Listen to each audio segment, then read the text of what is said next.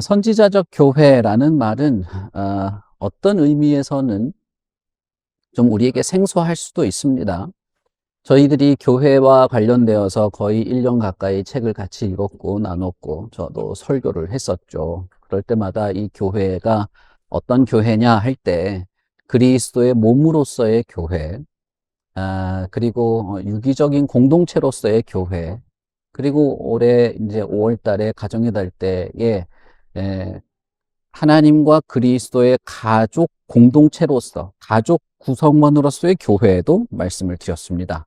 그런 면에서 저와 여러분이 이게 구성하고 있는 아주 작은 단위인 가정, 실제 가정, 남편과 아내와 자녀와 부모의 관계는 어떤 면에서는 그냥 내가 너를 만나서 잘 먹고 잘 사는 그런 정도가 아니라 예수 그리스도를 경험하고 그리스도와 동행하는 최소의 단위로서의 교회의 의미가 있다. 그렇게 말씀을 드렸었죠. 그런 면에서 가정에서 우리의 사명은 막중하고 가정을 위한 기도가 매우 중요하다. 그렇게도 말씀을 드렸었습니다. 이 부분에 대해서 우리가 좀 더 집중했으면 좋겠다는 생각도 요즘 들기도 하고 그래요. 오늘은 제가 선지자적 교회에 대해서 말씀을 드리려고 합니다. 선지자적 교회라는 말씀을 드리는 이유는 구약에 등장하는 여러 선지자들과 선지자들이 했던 그 선지자로서의 직무의 내용, 그리고 선지자가 가지고 있는 어떤 독특한 모습에 대한 것이 교회에도 있고, 교회 구성인 저와 여러분에게도 있고, 여러분의 가정 또한 선지자적 교회로서의 모습을 가진다는 것을 말씀을 드리려고 하는 것입니다. 자, 여러분, 선지자라고 하면 어떤 사람들을 말할까요? 선지자라고 하면 어떤 특색을 가진 사람이다 라고 말할 수 있을까요? 말씀을 전하는 사람이죠. 근데 선지자는 더 독특한 면이 있어요. 구약에는 말씀을 전한 사람들이 몇 명이 있습니다. 몇 명이 있는데 선지자는 제가 오늘 말씀드릴 것은 두 가지만 말씀을 드리려고 합니다. 첫째는 우리 하임이가 말한 것처럼 하나님의 말씀을 전하는 것입니다. 오늘 우리가 읽은 에스겔 3장 11절에 보시면 하나님께서 에스겔 선지자에게 이렇게 말합니다. 너의 민족에게로 가서 그들이 듣든지 아니 듣든지 그들에게 고하여 이르기를 주 여호와의 말씀이 이러하시다라고 하라라고 말하고 있습니다. 그러니까 선지자라는 이 뭐랄까요, 사람 혹은 직분의 가장 독특한 특징 중에 하나는 하나님께서 주신 사명을 수행하는 데 있어서 특별히 하나님의 말씀이 이렇다라고 전하는 거예요. 그런데 하나님은 전제를 달았어요. 하나님의 말씀을 들어야 할 대상의 상태를 설정해 놓은 것입니다. 그건 뭐냐면 그들이 듣든지 아니 듣든지 라는 것이죠. 사실은 에스겔서 외에 다른 여러 선지자들에게도 하나님이 비슷한 말씀을 하는데 실제로는 그들이 너가 전한다 할지라도 듣지 않으려고 할 것이다. 예레미야 선지자에게는 너가 전하면 너를 죽이려고 할 것이다 라는 말들을 합니다. 그래서 구약의 선지자들의 활동 시기를 보면 특별히 사회가 전반적으로 하나님을 미워하는 분위기, 전반적으로 이 하나님에 대한 신앙이 이렇게 떨어져 있고 하나님보다는 사회의 개념과 철학과 그 당시의 기술과 문화와 과학에 훨씬 더 몰두되어 있는 사회였음을 우리가 알 수 있어요. 여러분, 우리가 과학기술 하면 무슨 20세기에 생겨난 것처럼 생각하기 쉽지만 1000년 전, 2000년 전, 5000년, 6000년 전에도 과학기술은 있었습니다. 그리고 그 과학기술에 매몰된 사람들도 있었어요. 예수님 당시에 이집트에 피라미드가 있었단 말이에요. 그때도 이집트 사람들이 그 피라미드를 보고 고대의 미스테리라고 했어요. 모세가 이집트의 왕자로 있을 때도 피라미드이 있었습니다. 그때도 이집트 사람들은 와, 고대 사람들은 무슨 기술로 이걸 만들었을까 놀랬어요. 모세가 태어나기 1000년 전에, 그러니까 지금으로 치면 거의 6000년 전에도 이집트에는 피라미드이 있었습니다. 그때 당시에 이집트 사람들도 기록에 보면 와, 고대 사람들은 어마어마한 기술을 갖고 있었을 거야. 이런 기록이 있어요. 그러니까 이 첨단 기술과 과학이라고 하는 것은 언제나 그 시대에 있었습니다. 근데 특별히 구약의 선지자들, 유대인들에게 하나님이 선지자들에게 어떤 사명을 줄 때 그 사람들이 활동하던 시기는 하나님에 대한 어떤 진지한 태도가 많이 이탈돼. 그 세계에 선지자들에게 사명을 줍니다. 그래서 예레미야, 에스겔, 이사야, 엘리야, 엘리사, 뭐 호세아도 마찬가지고 말라기도 마찬가지입니다. 그들은 듣지 않는다. 듣지 않는 시대다. 수백 년이에요, 이 기간이. 그럼에도 불구하고 하나님은 가서 전하라 라는 것입니다. 이런 면에 있어서 선지자들은 대단히 고난을 많이 당했어요. 적극적인 비난, 적극적인 반대, 혹은 듣는 것 같지만 자기 기분에 안 맞으면 멸시를 하게 되는 그런 사회에서 활동한 것이 선지자들입니다. 그럼에도 불구하고 선지자들에게 있는 독특한 정서가 있는데 그건 무엇이냐면 이 사람들이 내 말을 안 들어주네. 그래서 슬프다. 혹은 그래서 화가 난다. 이게 아니에요. 선지자들은 그런 것 때문에 슬퍼하거나 화를 낸 적이 없어요. 이 사람들이 하나님의 말씀을 마땅히 들어야 함에도 듣기를 싫어하는 그것 때문에 하나님이 멸시를 당한다. 그리고 하나님께 복을 얻지 못한다. 이것 때문에 슬퍼했습니다. 이것을 우리가 선지자적 슬픔이라 그래요. 선지자들은 어떤 슬픔의 정서를 가지고 있는데 그건 무엇이냐면 하나님이 하나님으로서 인정받지 못하는 것과 하나님을 멸시하는 사람들이 마땅히 하나님으로부터 누려야 될 복을 잃어버리고 있는 것에 대해서 슬퍼합니다. 그래서 사람들이 안 들으려고 한다 할지라도 하나님의 말씀을 전하는데 하나님의 말씀을 전하는 것은 크게 두 가지입니다. 호세아서 1장 9절부터 10절에 보시면 두 가지를 말하고 있는데 하나는 이스라엘이 하나님을 떠남으로써 하나님의 심판 앞에 직면해 있다라고 하는 것과 또 하나는 그러나 하나님은 사실은 당신들에게 구원을 베풀고 복을 베풀기를 원하시는 분이다라고 하는 이 두 가지 메시지예요. 우리가 하나님에 대해서 흔히 오해하는 것 중에 하나가 있는데 한쪽으로 치우치는 거예요. 어떤 한쪽은 하나님이 계속해서 너희들 그딴 식으로 하면 하나님이 다 죽일 거야. 이것만 계속 강조하는 경우도 있고 또 한편으로는 하나님이 당신들을 사랑하기 때문에 어떻게 해서든 당신들을 축복하고 사랑하려고 하나님은 어쩔 줄 몰라. 하나님은 당신들을 행복하게만 해줄 거야. 이것만 주구장창 강조하는 게 있어요. 이게 다 왜곡된 거예요. 선지자들은 언제나 이 두 가지를 전했어요. 그렇기 때문에 선지자들이 가지는 독특한 정서가 있었던 것입니다. 하나님의 분명한 심판과 진노를 알지만 그러나 또 한편으로는 하나님의 본심인 하나님의 구원과 축복을 알기 때문에 이 사이에서 갈등하는 것이죠. 우리는 흔히 예수께서 제사장 직분, 왕 직분, 선지자 직분을 수행하신 것을 알고 있습니다. 우리가 조직신학 책에서도 우리가 배우셨죠. 그리고 예수 그리스도를 따르는 모든 신자들도 너희는 왕 같은 제사장이다 라고 칭하는 것을 우리가 알 수 있습니다. 성도들은 왕 같은 제사장이고 이스라엘 백성들이 이집트에서 나올 때도 너희들은 왕 같은 제사장이 된다라는 약속을 받았죠.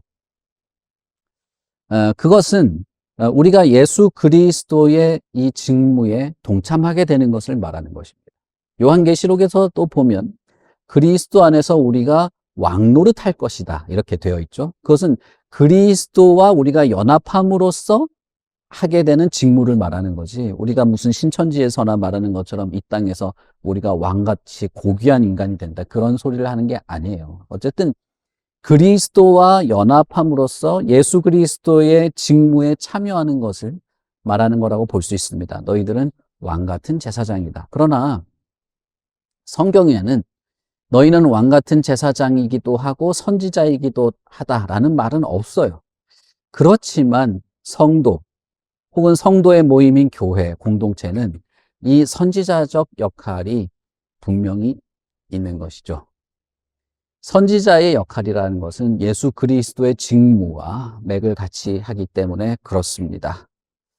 듣든지 아니 듣든지 그들에게 주 여호와의 말씀이 이러하다라고 하는 이것을 단순히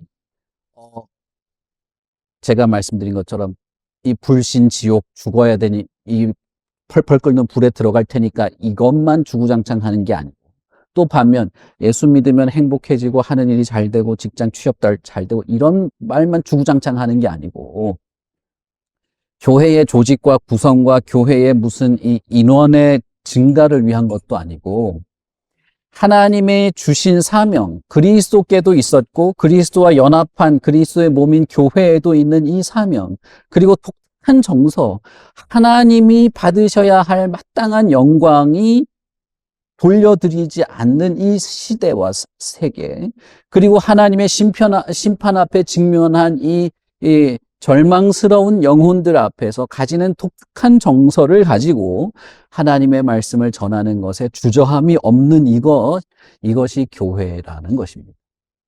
그런 면에서 우리는 선지자적 교회일 필요가 있고, 교회는 선지자적인 공동체라는 것이죠. 예레미야나 에스겔이나 자신이 하나님의 말씀을 전하면 어떤 결과가 있을지 충분히 알고 있었습니다. 바울조차도 자신이 예루살렘에 돌아가게 되면 죽임을 당하게 될 것이라는 것을 알고 있었어요. 그럼에도 불구하고 선지자는 그 일을 해야 합니다. 1%의 가능성이라도 있다면 그 가능성에 기대를 걸고 합니다. 이런 뜻이 아니에요. 그런 게 아닙니다. 하나님의 이 말은 안 들을 거야. 전화하면 넌 죽을 거야. 그런 전제 속에서 하는 말이에요. 100% 안 될 거라는 생각을 가지고 있어도 하나님의 말씀을 전해야 하는 선지자적 시각이 있는 것입니다. 그런 면에서 여러분, 선지자가 가지는 이 독특한 정서가 중요한 거예요. 우리가 전도해야 돼. 전도해서 사람 불어놔야지. 이대로는 안 돼. 그럴 수도 있어요. 그러나 여러분, 제가 이제 우리 교회도 전도를 하고 여러분의 삶도 전도하는 삶이어야 돼요. 분명히 그래야만 합니다. 그런데 이 정서, 하나님 앞에서 내가 어떤 존재이고 이 교회가 이 세계에서 어떤 존재인가를 하는 것을 아셔야 된다는 말이에요. 그리고 그 정서가 우리에게 분명히 있는 것입니다. 교회 안에도 어떤 면에서는 선교의 대상이 있습니다. 그런데 뭐 그 사람이 예수를 믿던 말던 나와 무슨 상관이야. 그 사람이 예수를 안 믿는다고 뭐 내가 슬퍼져야 돼? 만약에 그렇다면 그 사람은 선지자일 수가 없죠. 그 사람은 하나님 앞에 선 사람이 아닙니다. 사실상 하나님이 어떤 마음을 가지고 있는지도 관심이 없다고 할 수 있어요. 왜 선지자들이 슬펐을까요? 내가 배고파서? 내 열심과 내 노력을 이스라엘 백성들이 폄하하고 무시해서? 아니에요. 그들은 자기가 감옥에 갇히거나 사람들의 뺨을 맞는 것 때문에 슬퍼하지 않았습니다. 그들은 이 백성이 하나님의 은혜를 누리지 못함으로, 마땅히 하나님을 사랑하지 못하고 하나님이 받으셔야 할 영광이 소실된 것 때문에 슬퍼했습니다. 만약에 저와 여러분이 전도하는 삶을 산다, 누군가에게 복음을 전한다, 이 교회가 하나님의 말씀을 신실하게 전한다라고 할 때는 그 핵심에 이것이 있는 것입니다. 저와 여러분이 모여서 기도할 때, 특히 한국교회와 이 세계를 향해서 기도할 때, 누군가의 영혼의 구원을 위해서 기도할 때, 이 마음이 있는 겁니다. 우리가 오늘 같이 기도하겠지만, 오늘 우리 기도 제목에도 한국교회에 대한 기도 제목이 있잖아요. 거기에는 모든 한국에 있는 교회가 이런 선지자적 교회임을 알고 그래야만 하는 것을 품고 우리도 그래야 하고 그렇게 기도하는 것이라 할 수 있겠습니다. 여러분, 이 사실을 아십니까? 로마서 1장 19절부터 보시면 하나님을 알 만한 것이 모든 피조된 인간들에게 있다. 창세로부터 그 보이지 아니하는 것들, 곧 그의 영원하신 능력과 신성이 분명히 보여서 알게 된다. 그러므로 그들은 마지막 심판 때에 절대 핑계하지 못할 것이다. 그렇게 되어 있어요.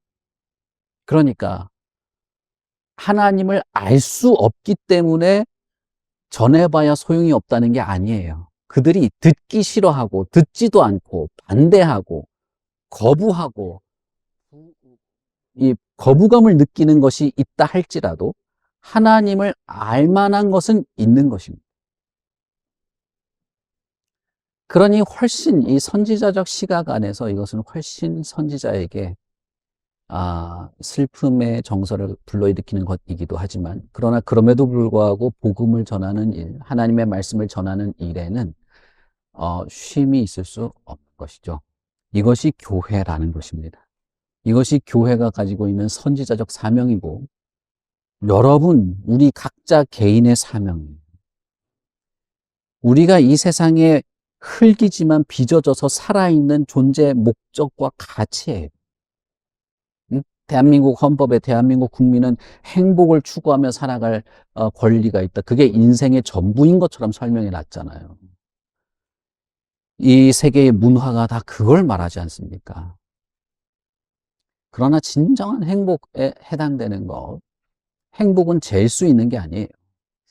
진정한 행복, 그리고 내가 이 존재하는 가치와 의미라고 하는 것을 하나님이 이 세계를 창조한 창조 목적과 관련해서 생각해 볼 때, 여러분, 우리는 뭔가 독특한 세상에 살게 되는 것이 있는데, 그것은 무엇이냐면 하나님의 백성, 혹은 하나님의 자녀, 혹은 하나님의 교회, 혹은 하나님의 택함 받은 사명을 받은 자로서 살아가게 된다는 것입니다. 또 하나가 있습니다. 하나님의 말씀을 전하는 것이 선지자의 일이기도 하고, 두 번째는 뭐냐면 이 세상을 고발하는 것입니다. 이것이 구약 성경의 선지자들에게 있는 아주 독특한 면이에요. 제사장도 하나님의 말씀을 전할 수 있고, 왕도 전할 수도 있습니다. 전도자도 있고, 사도들도 있죠. 그러나 구약의 선지자들에게 있는 아주 이렇게 두드러진 특징은 세상을 향해서 그것은 악입니다, 그것은 죄입니다 라고 하는 이 고발의 역할이 아주 두드러진 특징 중에 하나입니다. 그것은 말로써 전하기도 합니다. 선지자들이 너희들이 이렇게 하는 게 맞냐, 악하다, 죄다, 회개해야 된다, 이런 말을 메시지를 통해서 죄를 드러내고 고발하는 책무를 지니죠. 이것도 사람들이 받아들이든지 그렇지 않든지 하는 것이에요.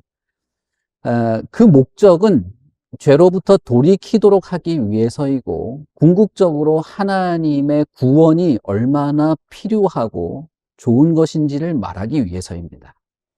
죄를 드러내고 고발하는 것은 상대방을 비난하기 위한 것이 아니에요. 죄임을 밝히 드러냄으로써 그가 바른 이해를 가지고 돌이키고 궁극적으로는 하나님이 베푸시는 구원을 누리도록 하기 위해서입니다.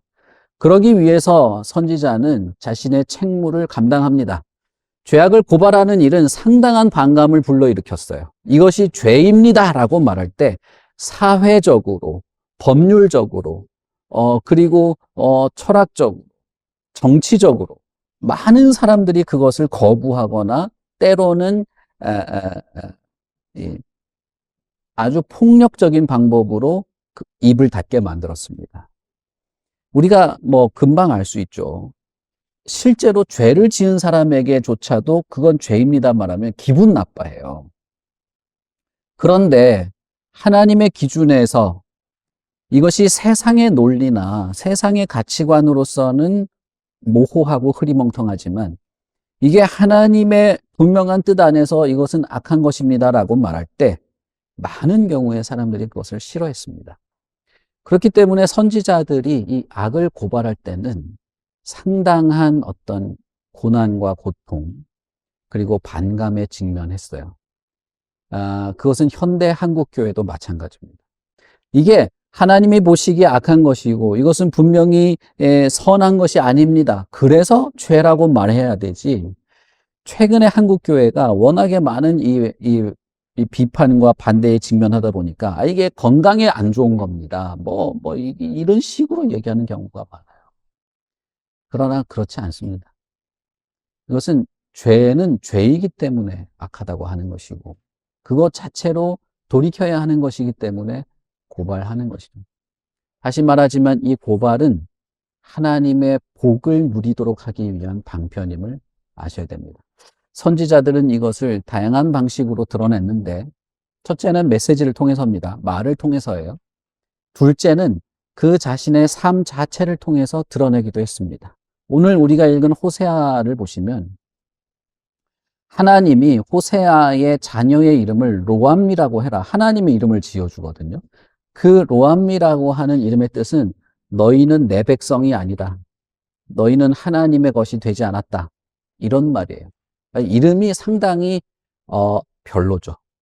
이 자녀만 그렇게 한 게 아니에요. 그 다음 낳은 자녀는 로루하마라고 해라. 이런 식으로. 호세아 선지자뿐 아니라 예레미야 선지자도 마찬가지고 모세도 마찬가지고 모세도 선지자로서 동일한 일을 했고 삼손도 그랬고 세례 요한의 부모였던 사가랴와 엘리사벳도 비슷하게 이 세계의 악을 고발하는 일을 했는데 메시지뿐 아니라 자신의 삶을 통해서 그렇게 증명했습니다. 호세아 선지자는 이뿐 아니죠. 자신의 부인을 창녀와 결혼하라고 하나님께서 말했어요. 사람들이 이 선지자의 가정을 볼 때, 왜 선지자가 저러고 살지? 라고 느끼는 게 아니라, 하나님이 저 문란한 여자와 선지자가 결혼하게 하다니, 우리에게 무엇을 느끼라고 하는 걸까? 이것이었어요. 그러니까 선지자는 말만이 아니라 자신의 삶을 통해서 옳은 것과 부정한 것, 거룩한 것과 악한 것을 드러내는 삶을 살았다 이 말입니다. 자식의 이름을 로암미라, 로루하마라 지으면서 우리 민족이 저 선지자의 가정의 문제가 아니라 우리 이스라엘 민족이 하나님을 떠났구나를 느끼게 했다는 거예요. 삼손이 왜 태어날 때부터 머리를 길게 기르고 포도주를 입에 대지 않습니까? 하나님이 이스라엘을 돌아보고 있다는 것을 느끼게 하기 위해서였죠. 사가랴와 이 엘리사벳 부부가 왜 평생 아이를 가지지 못했습니까? 이스라엘 민족이 영적으로 완전히 불모지라는 것을 느끼게 하기 위해서였어요. 사가랴와 엘리사벳의 문제가 아니었습니다. 나면서 봉사된 자가 왜 이 사람이 이렇게 됐습니까? 그 사람의 죄입니까? 그 부모의 죄입니까? 예수님은 누구의 죄도 아니라고 했어요. 그것은 이스라엘 민족에게 하나님의 뜻을 전하기 위한 장치로서 그렇게 했다고 했죠.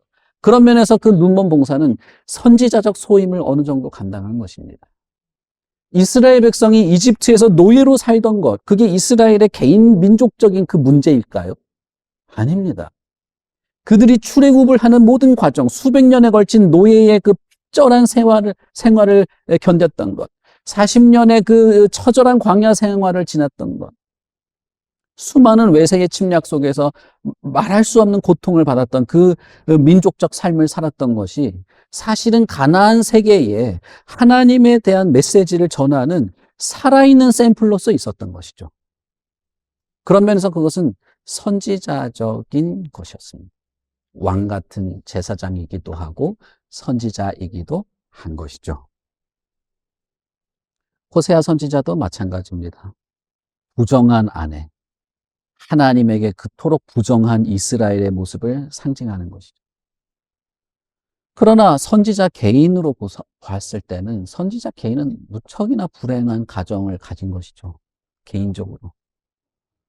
그러나 그는 그렇게 해서라도 하나님이 전달하려는 메시지를 전할 책무가 있었던 것입니다. 이 선지자적 사명에 대해서 여러분 잘 아셔야 되는데 우리 교회가 그래야 할 뿐 아니라 오늘 내가 이 설교 마치고 질문에 답변할 내용도 여기에 비추어 있기 때문에 잘 들으실 필요가 있습니다. 왜 이스라엘 민족의 범죄를 선지자가 그 개인의 고통을 통해서 드러낼 필요가 있었을까? 그것은 우리가 아무도 몰라요. 왜 선지자가 개인의 그 고통을 그렇게 당하면서 이스라엘 당신들이 이렇게 피폐해졌습니다. 왜 선지자가 평생 불임의 상태에 있으면서 당신들이 이렇게 불모지 같은 사람들입니다. 이런 개인의 고통을 자신이 지면서 그런 선지자 사무를, 직무를 해야 했을까? 그건 몰라요. 우리도 잘 알 수 없습니다. 그러나 그렇게 해서라도 하나님이 이 세계, 하나님을 알지 못하는 이 세계에 뭔가 메시지를 전하려고 하신다는 거예요. 하나님의 크고 비밀한 것을 알리시려는 것이 하나님이시라는 것이고, 선지자가 그 하나님의 마음을 알기 때문에 그렇게 해서라도 한 것입니다. 예수 그리스도는 왜 자신이 십자가에 매달리고 그토록 처절하게 멸시를 받으면서 피를 흘리시기까지 순종했는가?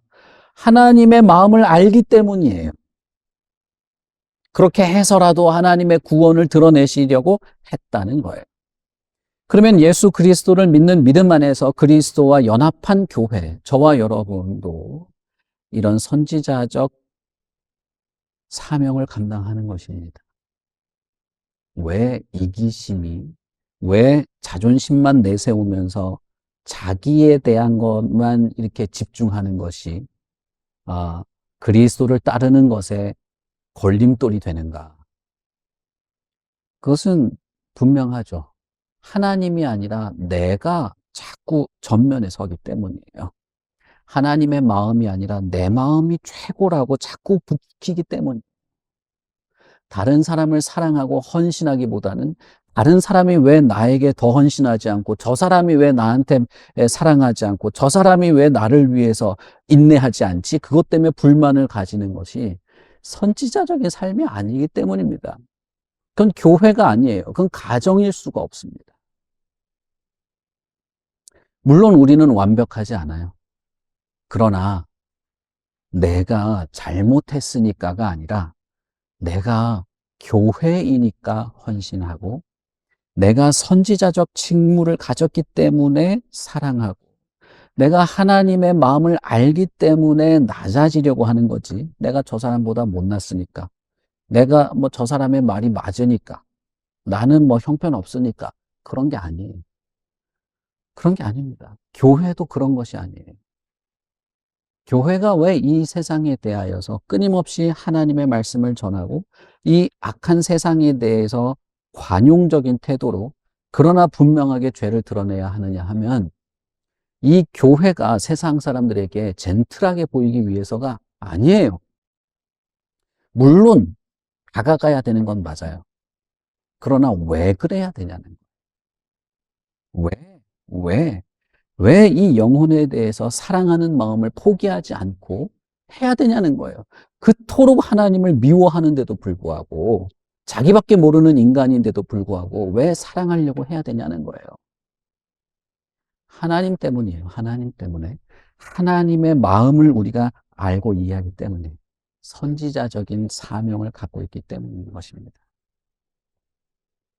세상을 고발하는 것은 메시지뿐 아니라 선지자 개인의 삶이 파탄날 정도로 그렇게 고통을 당하면서도 이 세상에 고발을 하는 것은 사람들에게 두려움을 주거나 맹목적인 순종을 강요하기 위해서가 아닙니다. 자신의 악이 그렇게 나쁘다는 것을 깨닫도록 하기 위해서, 죄를 죄로 선언하고 회개하도록 하기 위해서, 궁극적으로는 하나님의 복을 누리도록 하기 위해서인 것입니다. 재판정에 갔을 때 검사가 왜 그 피고의 죄를 조목조목 밝히고 낱낱이 밝히려고 합니까? 감옥에 집어넣으려고? 내가 이 죄목을 촉촉해가지고 징역 15년을 때려야지, 이 목적일까요? 세상의 재판정은 그럴 수 있을지도 모르겠어요. 전 세계적으로 뭐랄까요? 이게 형벌의 양이 지속적으로 늘어오는 추세라 해요. 우리나라도 지금 그러고 있는 추세고. 형벌을 주는 것 자체가 목적이어서 검사가 그렇게 죄를 밝히려고 애씁니까? 아니에요. 재판정의 주된 목적, 검사의 주된 목적은 피고로 하여금 자신의 죄가 무엇인지 깨닫도록 해서 그 죄로부터 돌이키도록 하려는 것에 목적이 있는 것입니다. 선지자도 마찬가지입니다. 교회도 마찬가지입니다. 이 세계의 죄악을 고발하는 것은 우리 자신의 죄를 보기 때문에 내 자신의 죄를 발견하고 거기서부터 하나님의 풍성한 은혜를 누리는 것으로 나아가는 선지자적 시각을 가지고 있기 때문에 하는 것입니다.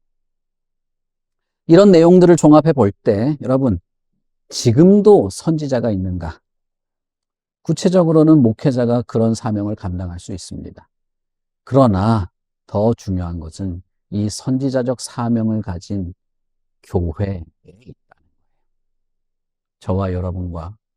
저와 여러분의 가정에 그 직무가 있다는 것입니다. 여러분, 우리 교회가 참된 교회가 되기를 바라는 마음으로 저는 교회를 시작했죠. 참된 교회에 대한 꿈을 꾸자, 이런 말씀을 드렸었죠. 저는 이 마음이 지금도 있습니다. 어떤 사람이 어떻게 살아가는가. 단순하게 말하자면 제가 교회를 시작할 때 제 목적은 거룩한 성도를 배출해내는 교회에 대한 마음의 부담이었어요. 저는 마음이 참 그런 면에서 요즘은 하나님께 회개를 많이 하게 됩니다. 우리 교회는 어떤 면에서는 선지자를 배출해내는 요람과 같은 교회일 필요가 있고 그런 교회를 꿈꿀 수 있다고 저는 생각합니다. 여러분의 가정에서의 위치는 무엇입니까?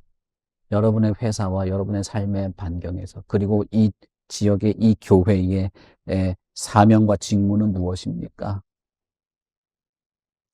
남편과 아내로서 여러분이 가정에서 가지고 있는 직무, 하는 행동과 말, 여러분의 삶의 순간순간에서 생각의 방향과 목적은 무엇입니까? 이 세계를 향하여서 가지고 있는 마음의 정서는 어떤 것입니까? 그리고 이 땅의 수많은 교회를 위해서 우리가 기도하고 영혼들을 위해서 기도하는데 어떤 마음입니까? 저는 분명히 우리는 선지자적 직무를 가지고 있다고 생각합니다. 이것을 위해서 여러분 마음을 한번 우리가 하나가 됩시다. 참된 교회에 대한 꿈을 꾸시고 그런 교회로서 살아갈 수 있기를 바랍니다. 우리 같이 기도하겠습니다.